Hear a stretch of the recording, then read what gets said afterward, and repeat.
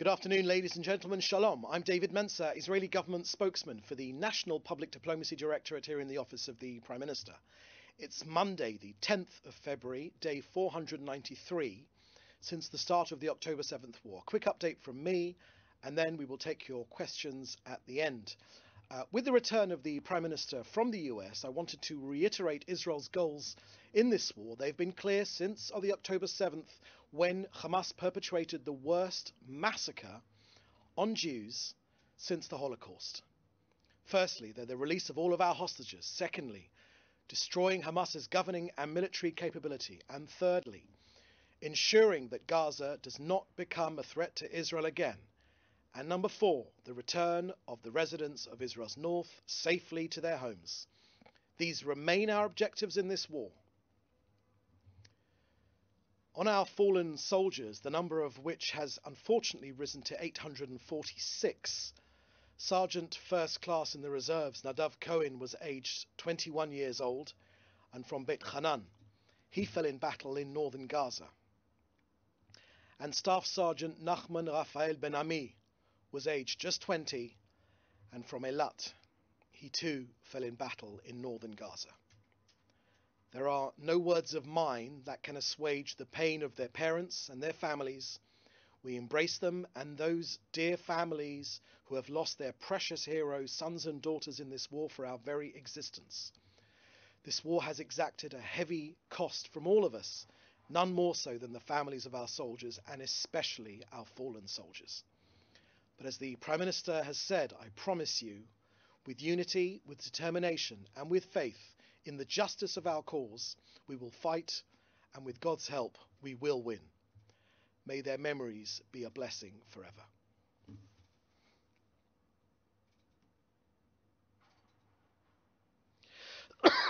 Excuse me. Next, as you know, the Prime Minister returned last night from his historic visit to Washington, D.C. with President Trump. He met with senior figures in the administration as well as Senate and congressional leaders. The purpose of all of these meetings was to ensure the security of Israel for future generations. The Prime Minister was not exaggerating when he spoke of opportunities and possibilities not dreamed of hitherto. Thanks to the bravery and the sacrifice of Israel's armed forces, yes, to the soldiers who have fallen, but also the resilience of Israel's people, coupled with the government's determined and rational war aims set out on October 8th, 2023. President Trump himself particularly commended the breaking of the Iranian axis. The US and Israel are in agreement that all the war objectives must be met. The elimination of Hamas, the return of all of our hostages, ensuring that Gaza cannot again constitute a threat to Israel, and returning all of the residents in the north and the south, and of course, preventing Iran from attaining nuclear weapons. President Trump also presented a different vision for the day after. For a full year now, we've been told that the PLO, or the Palestinian Authority, needs to be in Gaza. President Trump's completely different vision is as revolutionary as it is creative, and President Trump is very determined to carry it out. Next, on the hostage release agreement, on Saturday, the fifth phase of the hostage release agreement took place. Our civilians, Ohad Ben Ami, Or Levy, and Eli Sharabi were released. 491 days. I think Israelis and right-thinking people the world over can have had no other thought. They resembled the Jews of Dachau concentration camp on its liberation by the US Armed Forces in 1945. Barbarism from 1945 and barbarism in 2025. Inhumane. The government of Israel has made clear this will not go unaddressed. Negotiations to take forward the next stage continue. An Israeli delegation of a negotiation team has left Israel for Qatar. Next, on Israel's expanded operation against terrorism in northern Samaria, our armed forces are taking forward proactively their extensive anti-terrorism operation. Dozens of terrorists have been eliminated, hundreds of wanted terrorists were arrested, infrastructure used for terrorism has been attacked from both the air and the ground. Israel is clear. There will be no safe havens for terrorists in Judea and Samaria.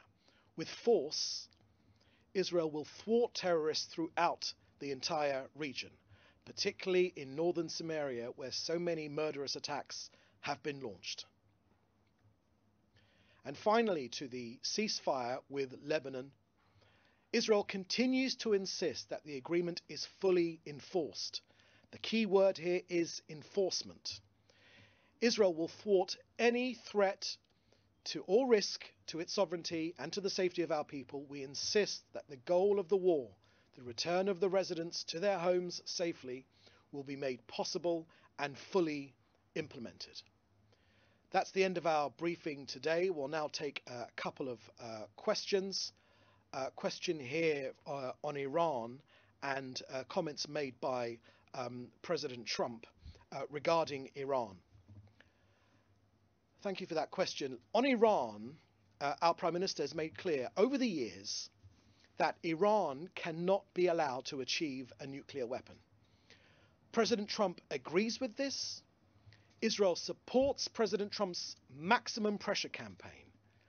It was working before it was interrupted. This campaign has two elements. Number one, crippling sanctions, and number two, a credible military threat to counter Iran's nuclear ambitions. This strategy has deterred Iran until the pressure was removed. So Israel, and the Prime Minister made this crystal clear in Washington last week, I heard it with my own ears, Israel welcomes the restoration of the maximum pressure campaign. President Trump and the Prime Minister see eye to eye on the Iranian nuclear threat.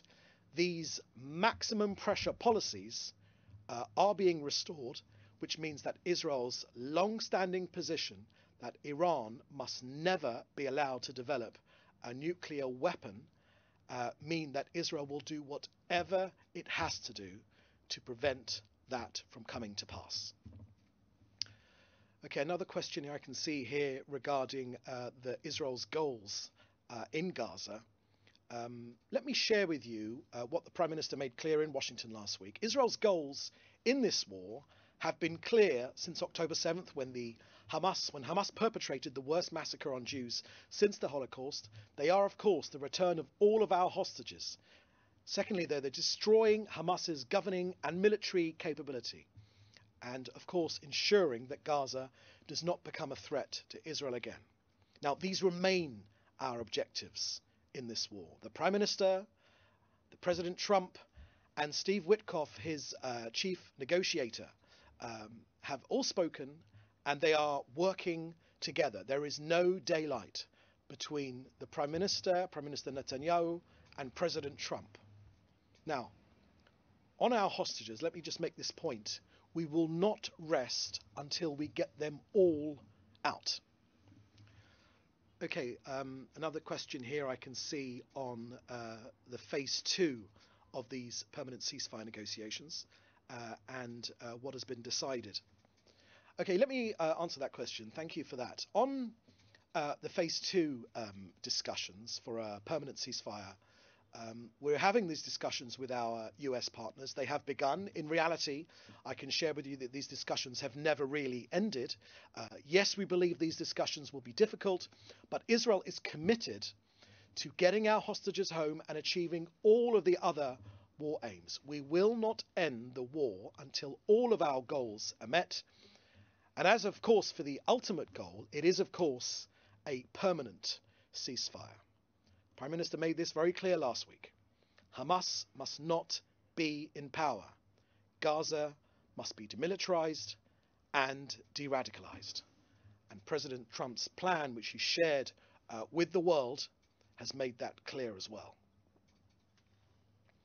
Okay, another question here regarding the achievements in this war against terrorism, and what are they from Israel's perspective? Thank you for that question.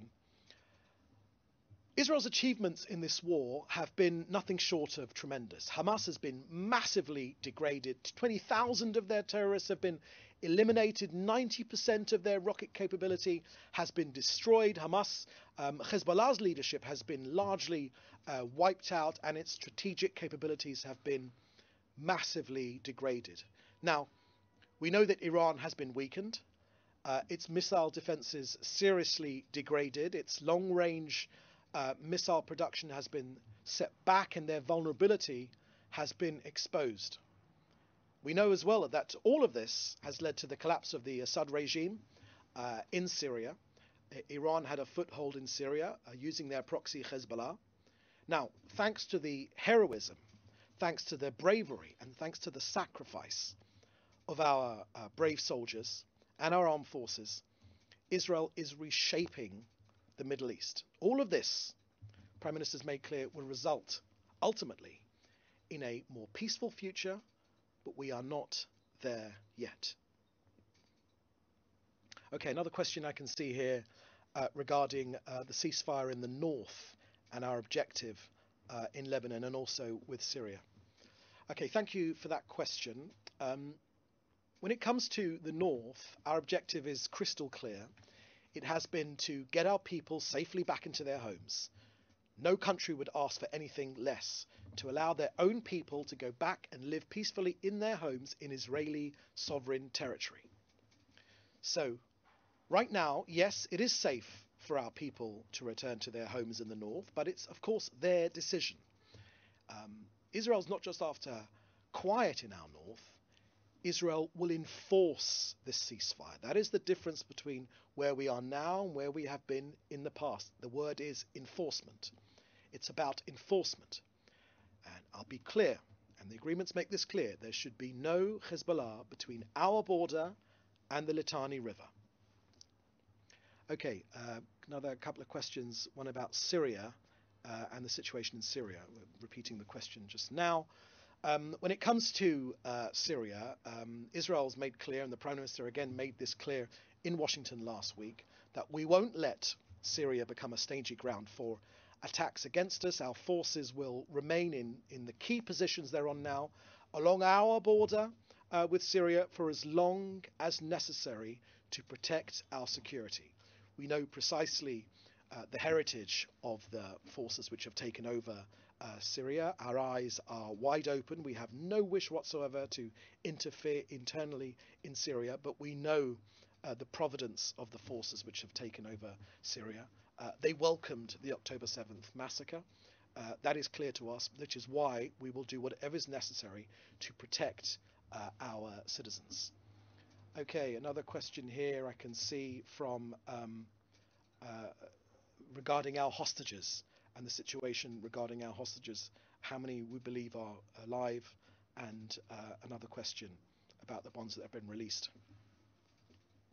Okay, thank you for that question. The Prime Minister made clear last week that we've brought home more than 70%, I think 75% of our hostages now alive from October 7th. But the Prime Minister's also made clear that we will not leave anyone behind.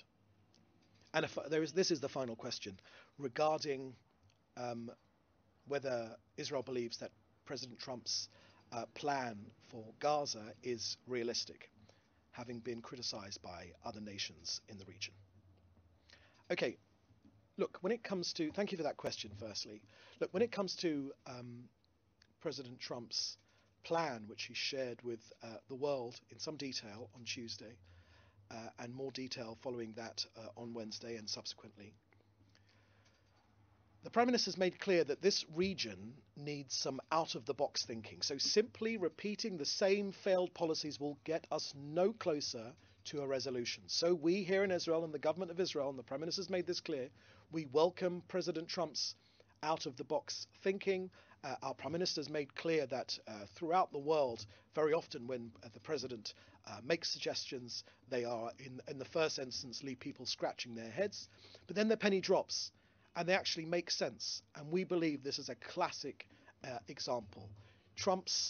President Trump's out-of-the-box thinking is most welcome. We do not wish to be fighting this war again in 18 months or 2 years' time. Hamas being in power, keeping Gazans that wish to leave, blocking them from being able to leave through Egypt or to other countries in our region is simply not a sustainable resolution. So we very much welcome President Trump's out-of-the-box thinking. Okay, so that's the last question we've got here. Thank you for joining us. We'll have another briefing again, no doubt, shortly. In the meantime, you can reach us in the usual way. Please do stay safe, and we'll see you next time. Thank you very much. Bye-bye.